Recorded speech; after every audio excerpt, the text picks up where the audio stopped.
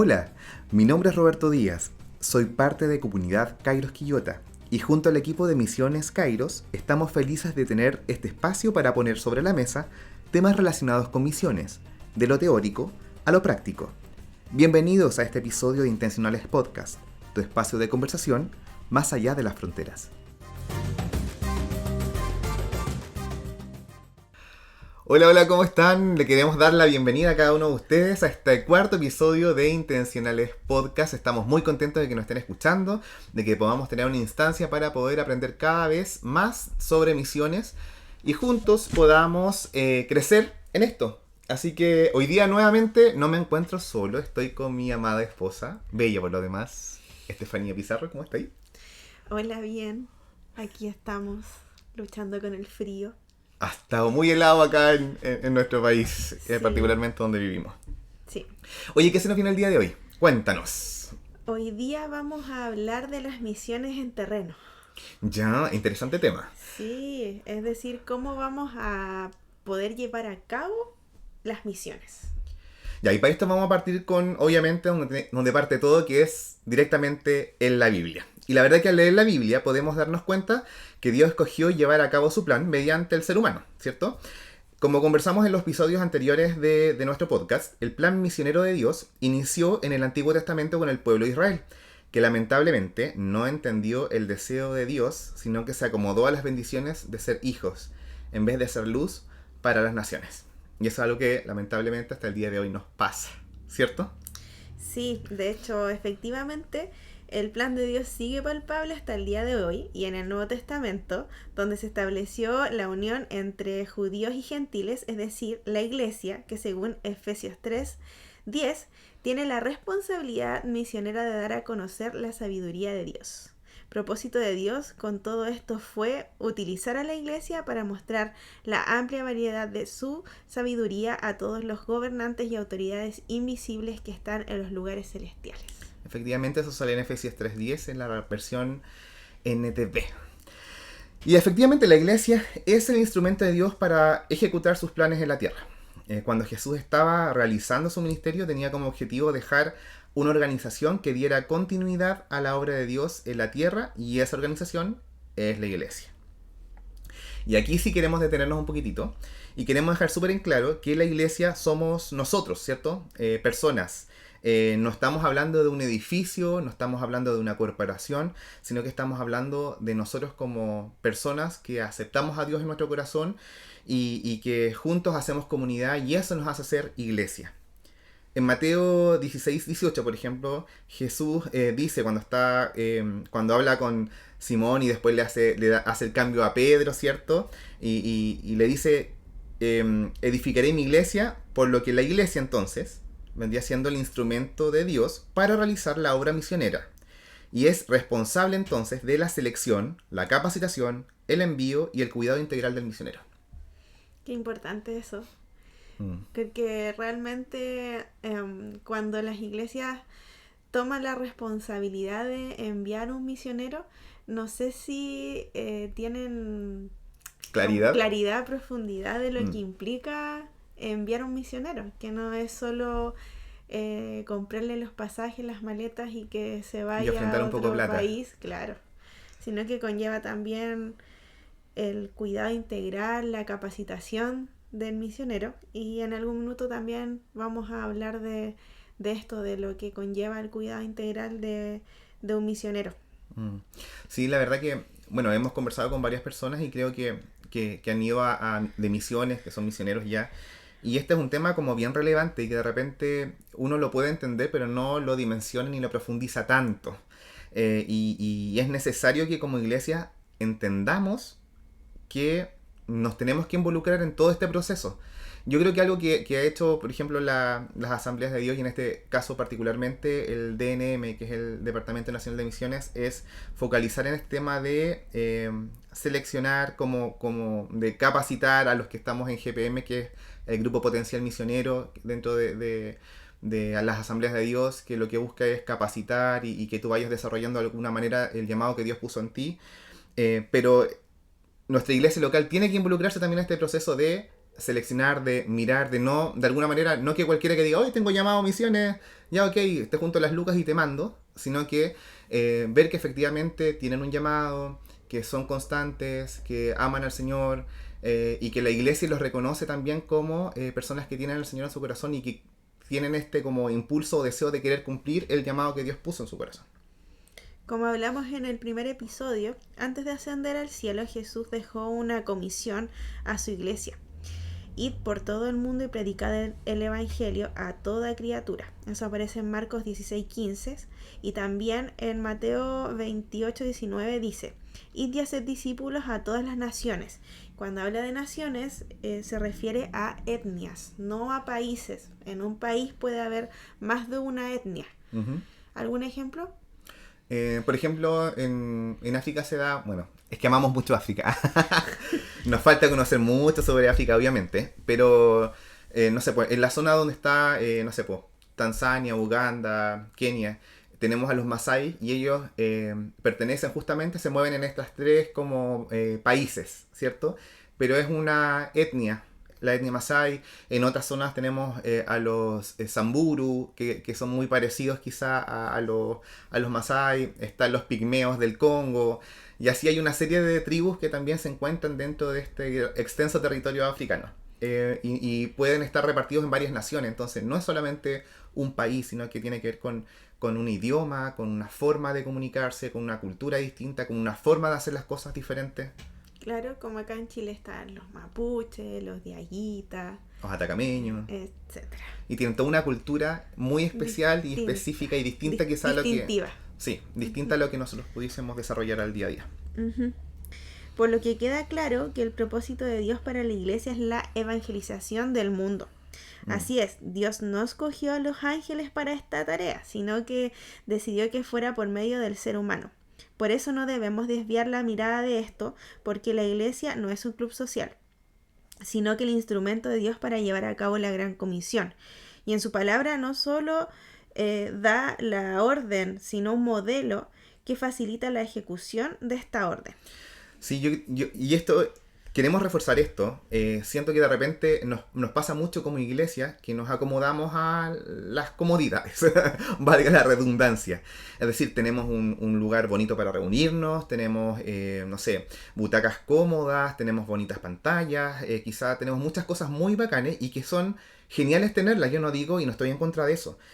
Pero nuestro fin como iglesia no es reunirnos para poder compartir estas comodidades, sino que es, ok, disfrutémosla, pero el fin de esto es salir a impactar a otros con el Evangelio, que otros conozcan de Jesús, que puedan ser transformados, así como lo fuimos nosotros y ahora podemos degustar de esto, poder hacerlo pero hacia afuera. Y la verdad que estas comodidades que nosotros tenemos acá, por ejemplo en Chile, no son las mismas que van a tener en otros lugares, y no por eso implica que no sean iglesias o que la iglesia no la están haciendo de la forma adecuada.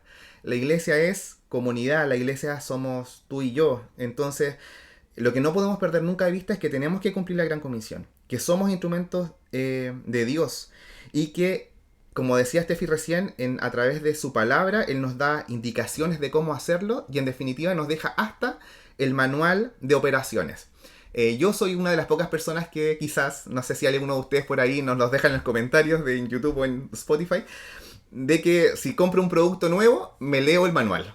Hay cosas que son obvias, ¿cierto? Pero hay cosas que no son tan obvias. Y yo pesco el manual, me lo leo y después lo aplico. ¿Por qué? Porque obviamente el fabricante sabe cómo operar el equipo. Y hay cosas que de repente uno no conoce. Entonces tenemos que acudir al manual que Dios nos dejó. Y nos da una indicación y también nos deja la forma de cómo hacerlo. Y en este sentido la iglesia de Antioquía nos sirve como ejemplo, ya que fue la base misionera del avance de la iglesia primitiva para llegar a otros pueblos. Aquí vamos a poder visualizar de alguna manera como de alguna manera lo conversamos con este fin y queremos presentárselos a ustedes. Son varias etapas en cómo se va desarrollando este plan de evangelización del mundo que estaba conocido en ese tiempo. Y para eso queremos hablar un poco de una etapa que vendría siendo la persecución, cómo de otra manera se da una visión del evangelio a otros pueblos, cómo la iglesia empieza a ser edificada y cómo finalmente logra ser expandida. Respecto de la persecución, nos podemos ir a Hechos 8:1. Esta iglesia comenzó como resultado de una fuerte persecución que sobrevino en contra de la iglesia de Jerusalén. Como nuestro pastor lo ha enseñado en los estudios de Hechos, les invitamos a verlos, que están muy completos por lo demás, están incluso en YouTube, así que lo pueden buscar ahí y profundizar en eso. La Biblia primitiva se había acomodado, se había olvidado de la gran comisión que Jesús les dejó. La iglesia de Jerusalén apenas se dedicaba al trabajo de la ciudad, o sea, solamente se enfocaba en eso, olvidando a Judea y a Samaria, y lo último de la tierra. Entonces, de alguna manera había una fuerte persecución que comenzó con la muerte de Esteban y dio por resultado la dispersión de sus miembros por toda la región de Judea y Samaria. Por lo tanto, no podemos quedarnos solamente en Jerusalén. El mandato para la iglesia es hacer iglesia donde estamos, mientras hacemos el avance paralelo en nuestra Samaria, en nuestra Judea y hasta lo último de la tierra. Esto es ir haciendo, es ir yendo, como se puede traducir también. Como lo hemos hablado en los episodios anteriores. Así es. Efectivamente, Dios usa la persecución para reavivar y ayudar a la iglesia a volver a encontrar su verdadero propósito. No solo en la época de la iglesia primitiva, sino que en toda la historia eclesiástica. Nos damos cuenta que las persecuciones han sido instrumento de Dios para motivar a los creyentes a un amor y a una dedicación más ferviente al Señor. Entonces podemos reflexionar sobre esto y que no lleguemos a esperar a que sobrevenga una persecución para llevar a cabo la obra misionera. Y eso es algo que no sé si estamos tan despiertos o tan conscientes de esa situación. No sé si es... ¿Por qué quizá como... Y aquí lo dejo como una pregunta abierta para que usted también lo reflexione en su casa. ¿Por qué como seres humanos tenemos que esperar que venga una situación difícil, catastrófica, que nos confronte con nuestra realidad para recién tomar acción respecto de lo que tenemos que hacer? Pasa muchas veces que como cristianos vivimos situaciones duras en la vida y es recién cuando volcamos nuestra mirada a Él, o cuando vivimos situaciones, no sé, difíciles y no necesariamente cuando estamos en los momentos geniales. El Señor nos da muchas herramientas, por eso al comienzo lo conversábamos, podemos estar en una iglesia muy bonita, muy cómoda, con muchas cosas, y está bien estar en la comodidad, pero no nos podemos quedar en eso, tenemos que impulsarnos a que otros conozcan del Evangelio. Y para eso tenemos que salir de esto y no esperar a que tengamos persecución para que podamos actuar respecto de lo que Dios quiere que hagamos. La etapa número 2 sería visión para otros pueblos. Y eso está establecido en Hechos 11, del 19 al 20.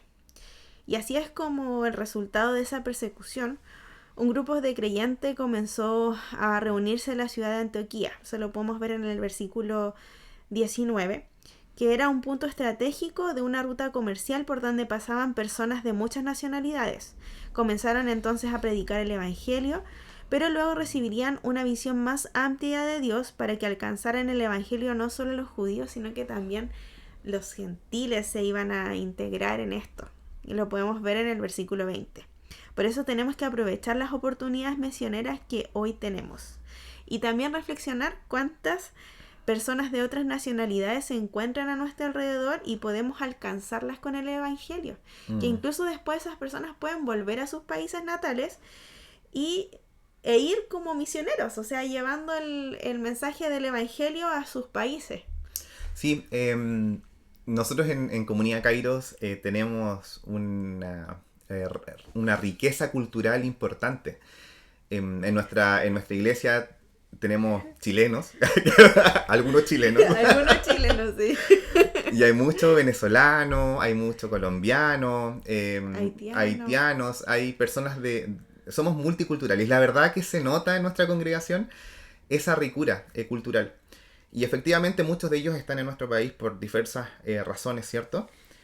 Sin embargo, puede ser este un periodo, y creo que con Misionalízate y con este programa de educación en misiones que estamos haciendo a través de este podcast y otras actividades que estamos realizando en la comunidad, pueda el Señor trabajar y tocar sus corazones respecto a las misiones y justamente quizá desde Chile ser enviados o a su país, aunque suene raro, a su país, o a otra cultura completamente distinta, enviando el mensaje. De hecho, dentro de los proyectos como Asamblea de Dios Chile, tenemos 2 matrimonios que son compuestos por colombianos. Así es. Y que van a salir a África, ambos Sí.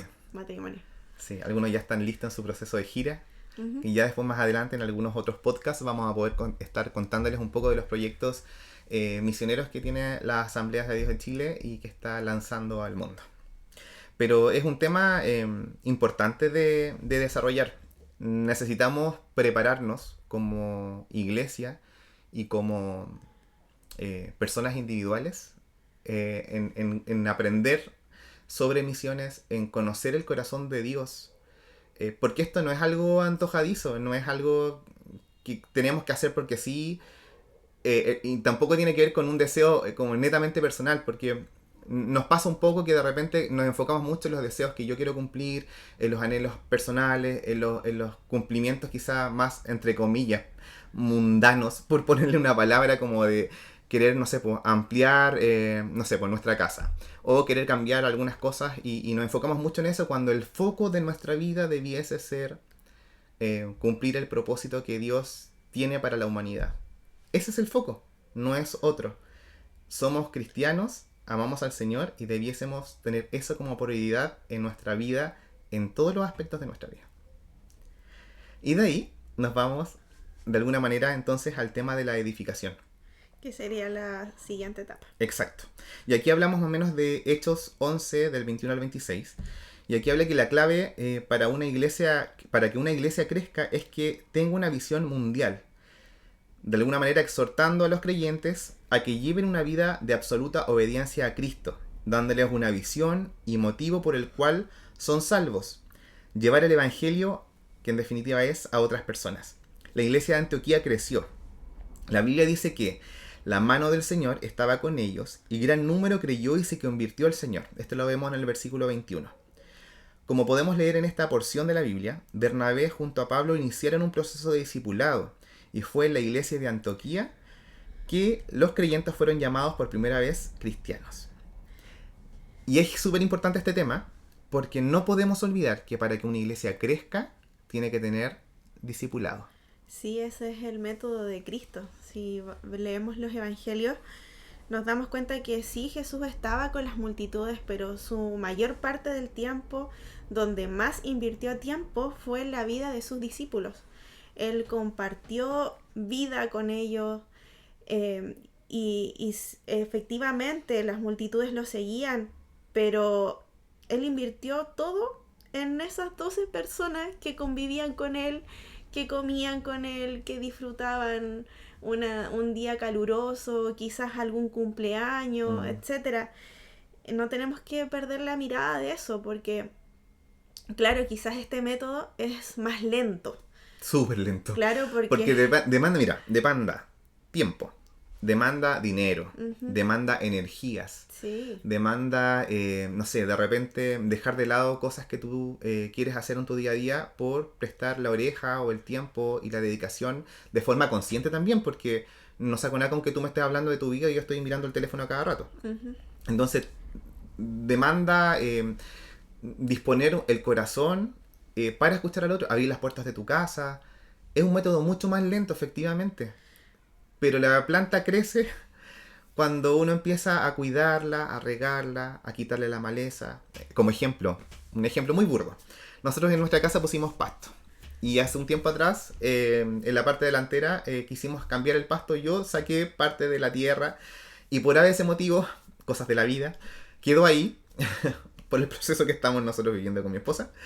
Y no lo he vuelto a retomar. Y ya, por ejemplo, toda la parte delante del jardín está con una cantidad de maleza impresionante. Atrás en el pasto de repente lo veo, es como, y me pongo, no sé, 5 minutos a tratar de sacar la maleza. ¿Y qué quiero decir con esto? Que no podemos solamente tirar la semilla y dejar que crezca. Hay que hacerle una mantención al jardín que uno tiene. Entonces, tengo que estar constantemente preocupándome de sacar la maleza, de ponerle fertilizante, de cuidar que crezca bien, regarla, de que el árbol crezca derecho, Nos pasa con el arbolito que tenemos en la entrada, que estaba cuando recién compramos la casa, y está flacucho y las ramas largas, y ahí tenemos que podarla y no hemos tenido el tiempo para podarlo. Puede ser una... Y desconocimiento más que eso. Sí. Pero a lo que voy yo, es como un ejemplo. No nos hemos dado el tiempo, quizás nosotros, o yo particularmente, que fue mi compromiso cuando compramos esa casa, de cuidar el jardín. Por razones que sea. Pero el mandato que Dios nos da respecto de llevar su evangelio a otros lados es justamente generar discípulos.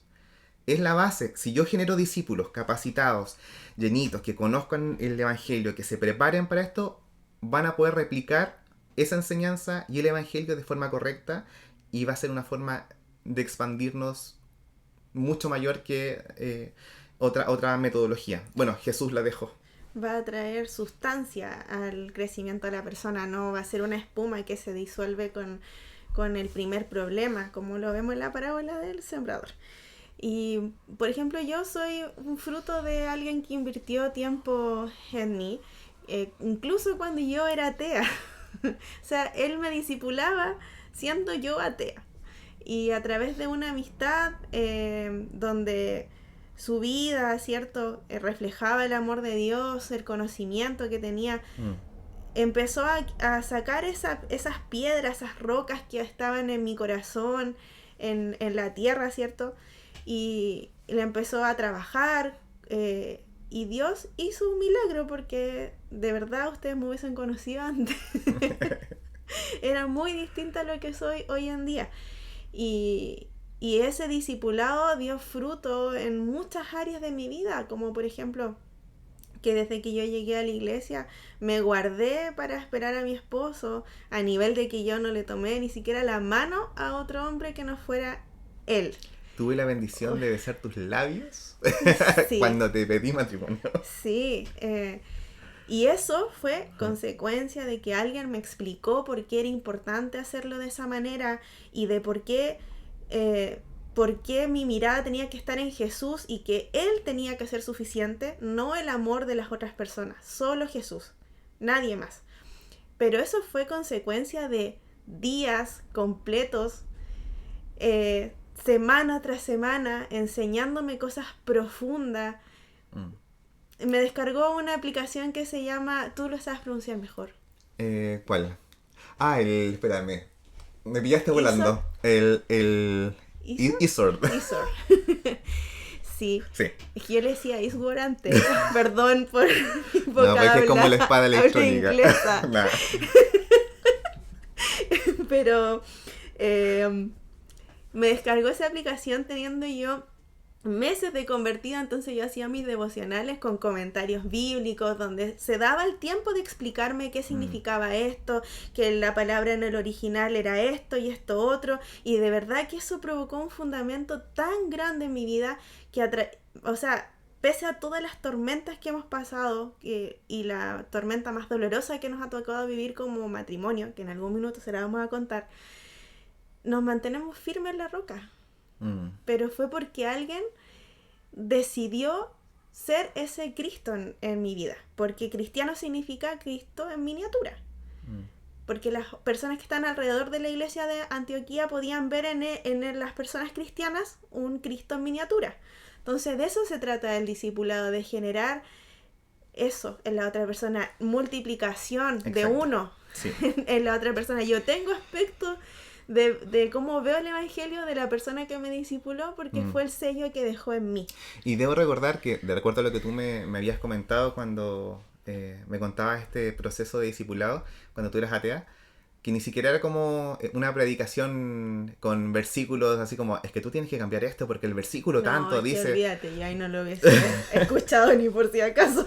No, pero lo que viste en él en definitiva fue una consecuencia quizá en lo que él estaba exponiendo. Seguramente te daba consejos desde lo bíblico, sin decirte que era bíblico, y cuando tú tuviste tu encuentro con Jesús, generó el impacto. De hecho, me llamó mucho la atención que sus consejos eran tan sabios, y que si yo hubiese seguido esos consejos no hubiese estado viviendo el dolor profundo que estaba viviendo en ese momento.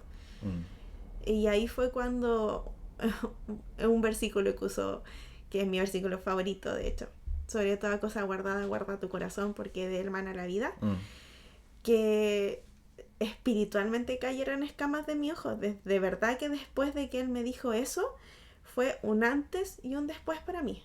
Desde ahí yo inicié, como que abrí mi mirada a la posibilidad de que existía un Dios, pese a que yo antes pensaba que eso era un cuento de hadas, que era ridículo pensar en que Dios pudiera existir. Pero fue gracias a esa persona que me discipuló. Y cuando un discípulo hace discípulos, entonces el proceso de discipulado está completo. Antes no. Y se genera esta edificación para después luego tener una expansión del Evangelio. Es una multiplicación al fin y al cabo. Exacto. Es mucho más eficiente que predicar solamente a las multitudes. Que hay no que está hacerlo, mal. hay que hacerlo, Sí, lo dejamos obviamente, claro, sí. Pero Sí. el trabajo como después de la evangelización a las multitudes hay que hacer un trabajo En discipular. definitiva esto es muy similar a lo que hablábamos de misiones. No es solamente, por ejemplo, ir a un lugar y predicar en una esquina, por poner un ejemplo, sino que tiene que ver con ir predicando, ir discipulando, ir enseñando, por ejemplo, lo que se está haciendo con Hechos, que tiene que ver con enseñar sobre los hechos y sobre las bases bíblicas respecto de esto, e ir profundizando, pero por sobre todo, y esto es una labor que tenemos que tener tú y yo, o sea, tú que estás oyendo al otro lado, yo que estoy acá parado junto con mi esposa, tenemos que dedicar tiempo en el discipulado. Y este discipulado no se malentienda como sentarme a enseñarles la Biblia. O sentarme a, mira, vamos a leer el libro de Hechos. Eso es un estudio y está bien hacerlo. Y dedos arriba respecto de eso. Tiene que ver con compartir vida. Uh-huh. Como lo hizo Jesús. Jesús iba con sus discípulos, caminaba con ellos. Yo estoy seguro que además de algún minuto quizás iba Jesús con los discípulos y se deben haber echado una talla, porque eran amigos. O usted en su casa con sus amigos no se ríe, no se echa broma, o no sé, no duerman juntos, no sé, situaciones del cotidiano que usted vive en su casa con sus amigos y con su relación con sus pares. Jesús lo estuvo viviendo con sus discípulos. Y esa confianza, ese vivir día a día, eso generó riqueza, profundidad y permitió que en definitiva lo que los discípulos todos esos 3 años que compartieron con él aprendieron de él, después con la ayuda del Espíritu Santo se plasmara como fuego y generara los cambios que hasta ahora podemos ver. Así es, y recordar que el ir y hacer discípulos es para cada uno de nosotros. Si tú te consideras cristiano, tienes que hacer discípulos. Si no estás haciendo discípulos, entonces tienes que cuestionar qué estás haciendo, porque en definitiva esa fue la gran comisión que Jesús dejó como un mandato, como una ordenanza y no como una opción, que es lo que hemos estado conversando en todos estos episodios. Y el cuarto etapa que nosotros hemos definido con este plan de evangelización por mundial o por el mundo es la expansión, ya que justamente se da producto de esta profundidad. Y en Hechos 13 del 1 al 4, la iglesia bien fundamentada en la palabra de Dios entonces tiene una visión mundial. Va a ser una consecuencia. Si yo conozco bien el Evangelio, voy a poder entender que Dios quiere esto para el mundo completo. Era una iglesia que escuchaba al Espíritu Santo, quien es el que separa, prepara, capacita e impulsa a la iglesia a enviar misioneros. Además, se comprometieron con los misioneros, y esto lo podemos ver en Hechos 13:3. Dice, así que después de pasar más tiempo en ayuno y oración, le impusieron las manos y los enviaron. Cuando la iglesia de Antioquía impuso las manos sobre los misioneros, estaban asumiendo un doble compromiso, con Dios y con el misionero. Entonces, cuando la iglesia impone las manos, se está comprometiendo delante de Dios y apoyar a asumir las responsabilidades por las vidas y necesidades del misionero. Es un doble compromiso. Entonces, la pregunta es, ¿te estás comprometiendo como iglesia a hacer esta parte de comprometerte con el misionero en todos los aspectos, como iglesia enviando? Es algo que nos tenemos que darle vuelta y tenemos que meditar. Exacto, tenemos la bendición de tener un proyecto local, Proyecto Soy, y usted la puede ver todos los domingos, la mayoría de los domingos, porque igual ella está en gira a nivel nacional para poder juntar los recursos que necesita para salir al país que Dios la ha llamado. Entonces aproveche esta instancia que no todas las iglesias tienen. Comparta con ella, hágale preguntas, interiorícese en su vida, en las necesidades que tiene, porque recuerde que tiene un arma muy poderosa que es la oración, que es lo que estuvimos conversando en el episodio pasado. Así es.